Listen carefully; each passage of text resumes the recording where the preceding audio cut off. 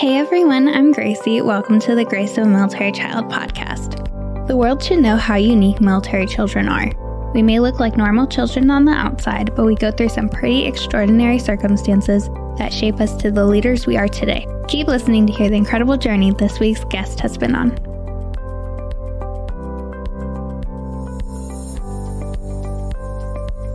Hi Boston, welcome to the podcast. How are you? Hey, Gracie. I'm good. I'm so good. Thank you for having me. Yes, of course. Thank you for being on. So start off by telling me a little bit about kind of your history as a military child, which parents served, and kind of what it was like growing up military. Yeah, absolutely. So I'm the oldest of five, and I grew up in an Air Force family. So we moved around a lot when I was younger. So that was a lot of what I associate with kind of being a military child growing up was bouncing around. I was born in Colorado, and then we moved to Italy and Phoenix. So a lot of different places in a short amount of time. But my dad was a F-16 fighter pilot. And so, it was a crazy early years with a lot of kids, me being the oldest and kind of trying to hold down the fort. I mean, my dad would be TDY pretty often, and then had his eventual deployment. But I remember, I have fond memories of being a military child. It was dynamic, got to see a lot of cool places. And it always was something that differentiated you, and something I think I was always really proud to be associated with. So I think for me growing up as a military child, very positive. For sure. Yeah. What kind of experiences was it like kind of having that often move? And you mentioned living overseas and then, coming back to the States. Were you old enough to remember those kind of transitions? I am. Yeah. I'd say my first memories were in Italy. I was probably 3 to 6. And it's just funny what you remember too, right? I remember there was this one pizza I'd always get at like our local Italian restaurant that we'd walk to. It was like a pizza with like chopped up hot dog on top of it. So really sophisticated for being Italy. Yeah. Interesting that was my choice.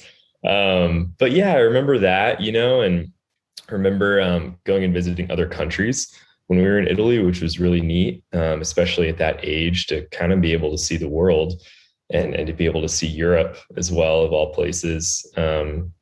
I think definitely helped kind of shape now I love travel, and I love new experiences. So I definitely wouldn't be surprised if those early days helped, inform that openness I have to travel and new experiences. So. Yeah. And when you're in, a lot of those European countries, those overseas countries, it's so easy to just travel to the next country over. You can just take the train and then go to the next country, where like here, you really don't have any options to go to. And it's not convenient at all to get to the next country. That is so true. Yeah, it's a different world. We went skiing in Austria. That was the first time I went skiing. And it seems like a big deal, but it's almost like just going to the next state, Yeah, and a lot of times even way less distance than that. Yeah, it's so crazy to think about that. And, how many military children I've talked to, many of them who do get those overseas moves, just go and visit all of these different countries. I remember my 5th grade teacher, she was in a DoD school and she was from London. And I don't believe she was military related or anything. She was just from London. And she would always just take the train everywhere and go visit. She's like, okay, well, this weekend we're going to go to Paris or, wherever. And they would just go visit everywhere. It's amazing. Yeah, it really is. So what was it like then moving back to the States, since your earliest memories are from Italy? Mm-hmm. You kind of grew up in that culture. What was it like coming back to America and like that culture change? Yeah, absolutely. So I remember we joke about it now, but my mom, I think she just kind of didn't put me in school for a few months during our transition. We moved in the spring of, I believe it was my kindergarten year. And so we laugh about it now, but I ended up having to do summer school kindergarten, which sounds kind of extra. But I do remember that as we landed in Phoenix initially, and I have great memories from Phoenix as well, and I think I think it was good for me to kind of have the world travel experience early on, but then to be able to come back and start making friends, and start finding a little bit of community. I mean, I wouldn't have known it as community at the time, but Right. we found a church and just had people who we started to get to know who eventually would be a great support system. So I think I'm in retrospect, I'm really grateful for the timing of everything coming back to the States and being grounded in a great group of people in Phoenix. Yeah. And it's always hard to find, that community feeling to an extent because, military families move around so often that you don't have roots anywhere. And you have to kind of make that community wherever you go. You never know when someone else is going to be moving or when you're going to be moving. So it always shifts. So true. So true. What was it like kind of, having all of these moves, having all of this military kind of childhood and being the oldest child out of it all?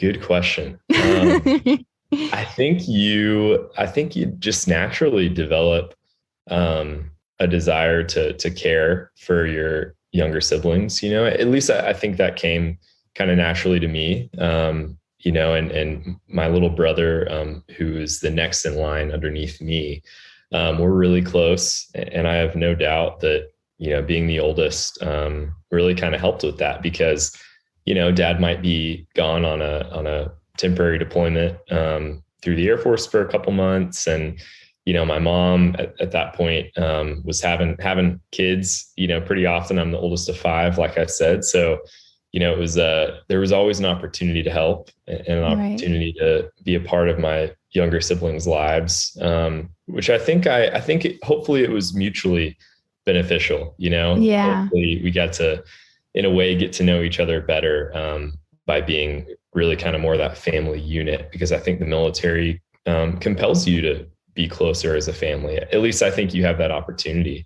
So that's my hope, even though I wasn't thinking through those things when I was younger, but I think it just happened very organically, as my sisters were babies, helping hold them and just, you're just a little bit more involved, I think, because of the demands of service, on a family. And I think I hope that we all benefited from that as siblings, Yeah. I think that, families, everyone has a different family dynamic to begin with, but I think the military kind of forces you to be closer together as a family.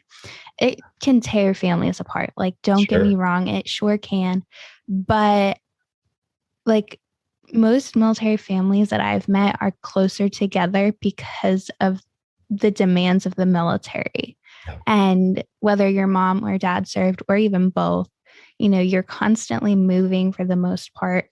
I didn't move frequently, so like I didn't have that part of it, but most families are moving frequently, changing locations. And sometimes all you have is your family because you're moving and you don't meet people immediately and things like that.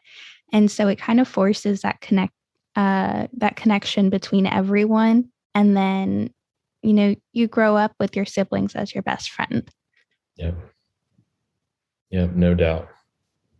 Yeah, it's definitely a connection that, most families don't get outside of the military. You can see that in a lot of civilian families, especially when you separate from the military. And you see that a lot of siblings aren't as close as you are with your siblings. And then it's kind of, I don't know, it's a weird aspect to look at. Right. It is. It really is. I think it's, reason for us to be grateful for that opportunity we've gotten, that the military has given us. My my dad always said, talked about shared suffering brings people together. It's one of those things that really binds people. Not that being a military family is suffering, but just the associated sacrifices and compromises, that you make with the demands of service, just has a way of bringing everyone together. Like you said, couldn't agree more. Right. And, while military life, from the outside, a lot of people tend to say, oh, you live such an easy lifestyle, just because you get to travel the world and, you get to go to all these different places, meet so many new people, et cetera, et cetera, like looking at all the highlights from it. But it is really hard. Like it is not, does not take an average child to be a military child. It does not take an average spouse to be a military spouse. Like it's just that way. And, you have deployments, you have times where your parents are away, and things like that you don't even expect. Yeah. So well said. Yeah. Did you experience anything that was hard being a military child? Definitely. Yeah, Gracie, I think that the obvious, which would love to get into if you want to kind of go down that route, but I lost my dad. Like I think I mentioned in the beginning of the podcast, in 2006. And so I was 9. So, obviously that was, the greatest challenge, I think of my military child experience, of really my experience as a whole. Right. And yeah, that presented a lot of challenges, but we talked about family, both personally as well as with my family dynamic, and kind of how do you move on from there, So that was absolutely the glaring challenge for sure. Yeah. So I was 9 when my dad got hurt. So we were kind of a similar age. And I remember that day vividly, like really? Getting the phone call, because it was a different situation. And we ended up getting a phone call when we should have gotten a knock at the door. But I remember that day vividly. Do you remember that day? Do you remember anything about it?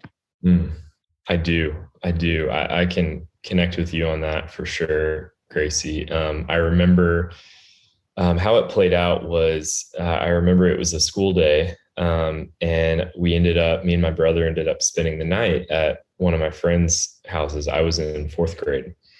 And I remember thinking it was odd that we were having a sleepover on a school night, and then the next morning, my friend's mom actually dropped him off, but then continued to take me and my brother back to our house. So even weirder, that it was a school day and we weren't going to school and we were having a sleepover. And, but I remember she didn't say much, and she kind of just guided us through the front door. And as soon as I walked in our house, it was probably, every loved one I could imagine, friends and family, all kind of gathered in the living room. Family from out of town. Right.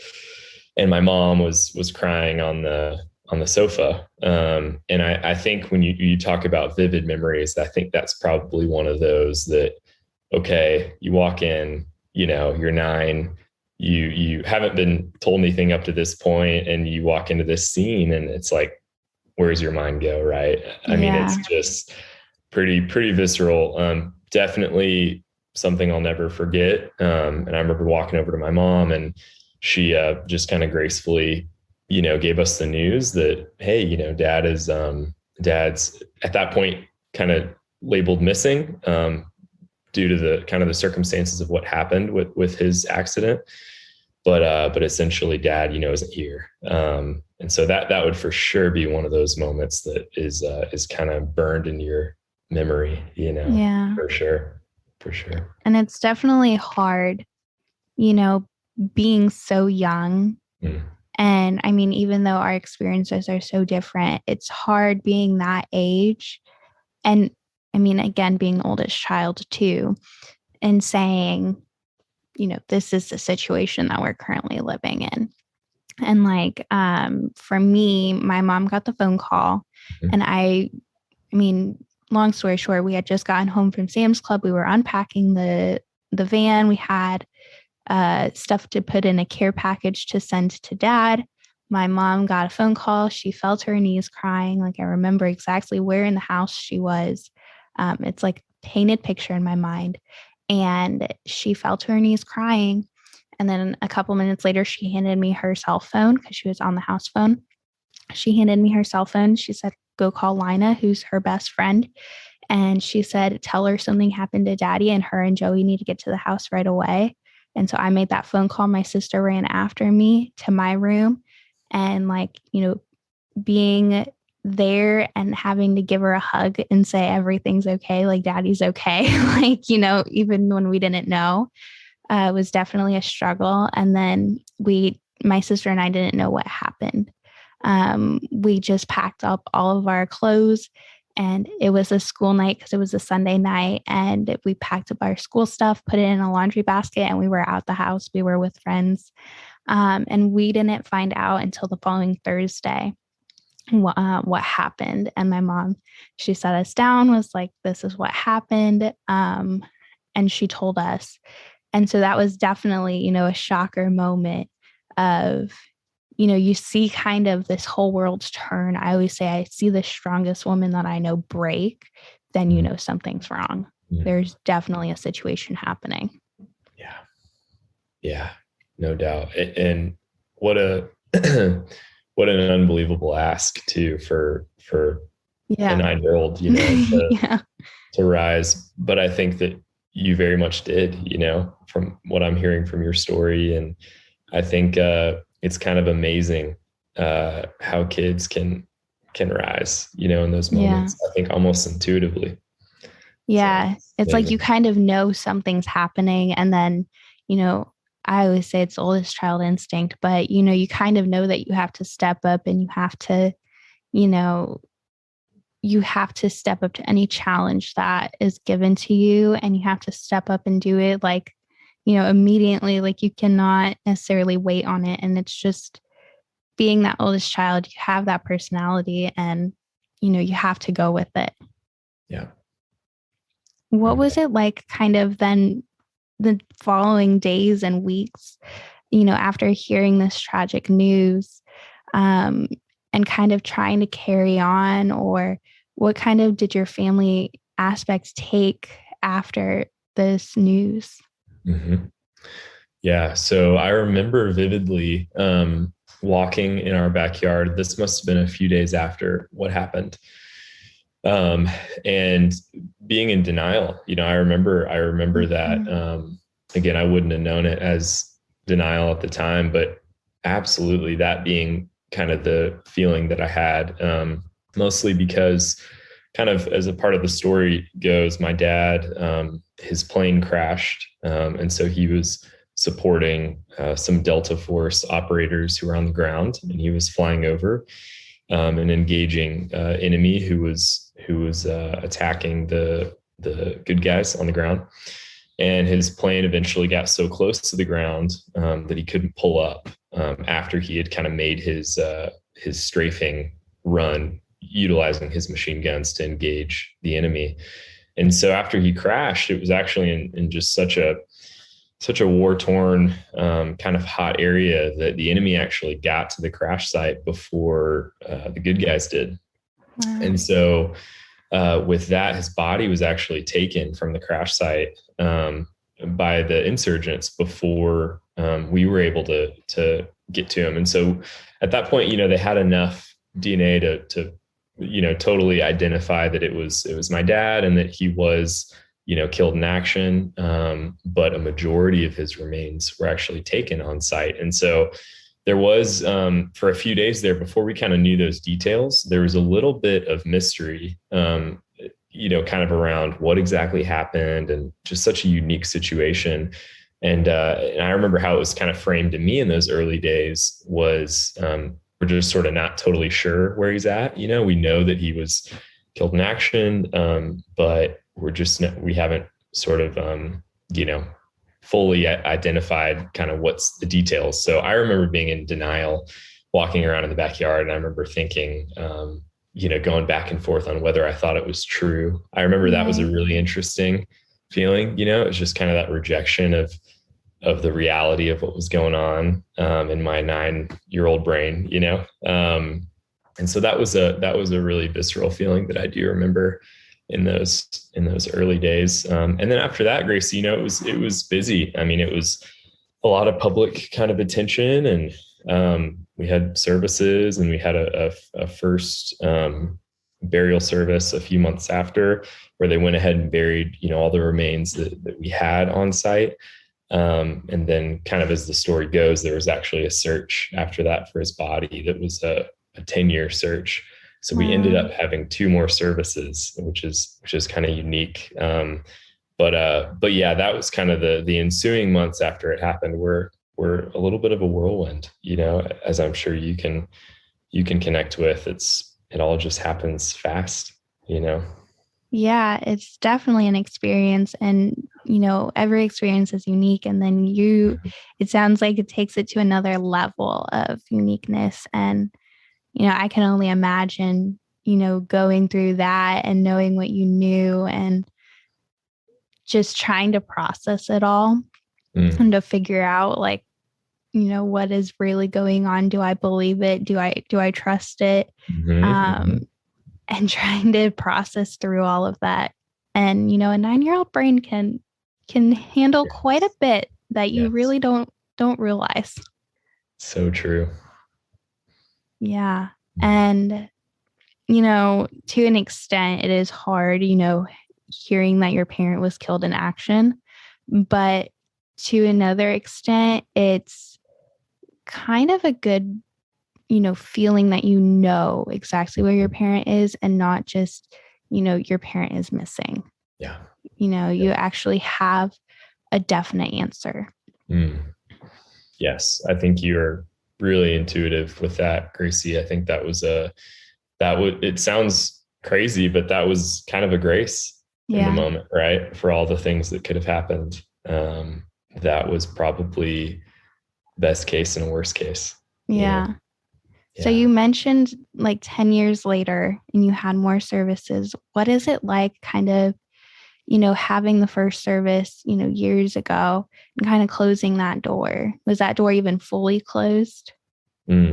Yes. So we had the first service, and me and my siblings didn't know the full story until a few years later, which I totally, am appreciate and am open to my parents' decision, on that, to kind of just keep some of the details just disclosed until I think there was a level of maturity there, and I speak for myself in that, right. But I was told about everything that happened in 7th grade.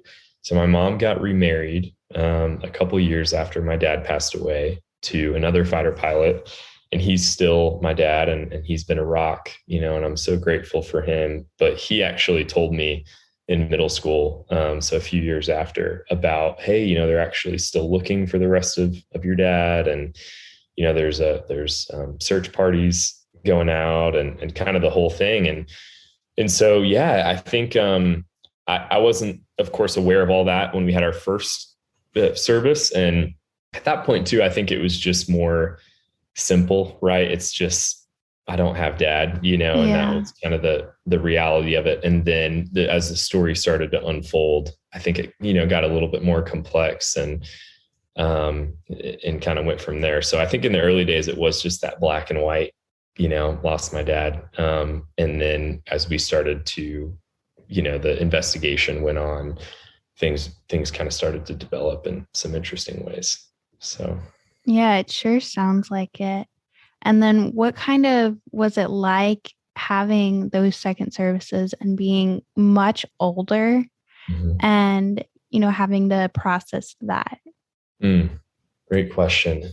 So I do think, so we had 3 services, and I do think that in each one, I was almost all my siblings were, but I was kind of at a different stage of development, right? It was 9. And then the second one, a team of special operators went in and actually found some of his remains kind of near the crash site. That was 7 years later, which is pretty incredible.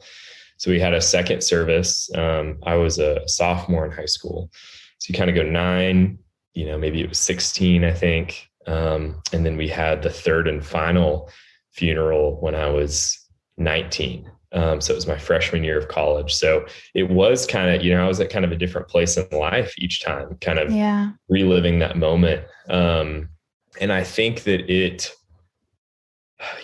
Gracie, I mean, it absolutely was difficult to kind of, again, relive a moment like that 3 times over in a sense. And of course, not necessarily moment of losing him, but just the service and what that means. And it comes with a lot of grief for sure. Exactly. You're exactly right. But I think ultimately, so grateful to the military and to the men and women who put their lives on the line to go back out and try to find the rest of my dad, which they eventually did, a decade later. And so, that brings a level of closure, I think to the story and to me and my family that I'm really thankful for. And I kind of view that as a gift. I mean, I don't think we could have ever expected that, but they kept looking, and it's just kind of a testament, I think, to the resilience of our service members.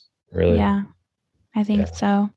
And, with all this with all the tragedy that's happened in, your story and in my story, something amazing has come out from it. And one thing is no greater sacrifice and stepping in. I am in college now, and they have been so incredible throughout the whole journey. And so kind of what has no greater sacrifice done, from the earliest moment, to now that you're working with them? What has that been like? Absolutely. So yeah, no greater sacrifice. I think you teed it up so well. I mean, what a great help. What a great resource and advocate for us both. They helped me go to SMU. So I ended up, was able to play soccer in college, which was always my dream, and go to a pretty expensive school, and in order to be able to do that. And NGS really just was, I think pivotal. And I've heard you talk about it on previous podcasts, Gracie, but of course there's the financial help, which is fundamental. But I think there's that feeling that it gives scholars, that like someone is looking out for me. Yeah. And it's like someone cares about me, someone's kind of trying to track me. And you just feel, like they're just kind of that, playing that supporting cast role in your life, through pivotal years of our life too, right? College, where you're working through a lot, it's easy to feel alone sometimes, especially with the uniqueness of our story. And so I think NGS, it really fulfilled both of those. It helped me go to school, but through Rebecca, through the team's support and advocacy, it also just gave me a little bit of peace of mind. I think that I did have support, Yeah. And then, transitioning, now I'm working for NGS. So I think it's just such a cool kind of full circle thing, where I get to go back and now serve and try to further NGS's mission, and be able to have conversations like this and get to know you, Gracie, and get to know, other scholars. And we all, we kind of have that common bond, of loss through the military in some fashion. And I just think it's a real opportunity that I see for myself to be able to integrate my experiences into being the best I can be for the NGS community. So it's fun. I'm really thankful. Yeah. NGS has, stepped up in so many ways. And, while I don't, use it as much for funding, it's the mentor, the support behind everyone. And, for me, for the podcast, for, I changed my mind so many times of what I want to do. And, everyone's just like so supportive. And, Rebecca is just, incredible. I can't say enough good things about her. But, she's always kind of gone with the flow. And she's like, okay, well, this is what you want to do now. Okay, here's how you can get there. And then it's like, okay, a month later, I'm like, okay, I've changed my mind, like, kind of thing. And, always just everyone is so supportive and so, just there for the scholars, and not just from my experience, but I've heard it from so many others as well. Yeah, undoubtedly. Yeah, it's definitely a mission that, I think Rebecca says it all the time. It's a club that you never wish to be a part of. And while I'm so grateful for everyone, we would have never, if we could have picked our road, like we would not have picked this road that we're on now. But just the incredible things that come out of it, and everyone who donates and supports NGS is just incredible, because, I don't like to take things. I don't like to be on the spotlight or anything, but it's definitely something that I'm so grateful for, and that, takes a situation that is definitely a challenge and kind of makes it a blessing, and that we're able to just go to college without having to worry about that financial burden. Yeah, absolutely. And I think that, just like what you said, Gracie, NGS, I think with our experiences, Gracie, we have an opportunity personally, and in our family units to try to make something out of what's happened. I think we have that opportunity, is there for us to try to heal and to try to integrate our experiences into our lives and to grow and try to choose that path. Right. And it's so cool that organizations like NGS, they kind of lock arms with you, I think, in that effort. And they reflect that same spirit of, hey, this is difficult. This is really hard and abnormal. But we see you and we hear you, and we want to be almost an extension of you, in effort to support you and make something out of what's happened. Right. I think that's my interpretation also of what NGS is doing on a large scale, Yeah, it's really incredible. I don't know where I'd be without NGS, honestly. Yes. Well, thank you so much for taking your time to do this and to be on the podcast. I truly appreciate it, and getting to know your story a little more, and for all you're doing with NGS. Absolutely, Gracie. It was a treat, and I'm so grateful to be able to share this space with you, and you're doing awesome. Keep it up. Thank you.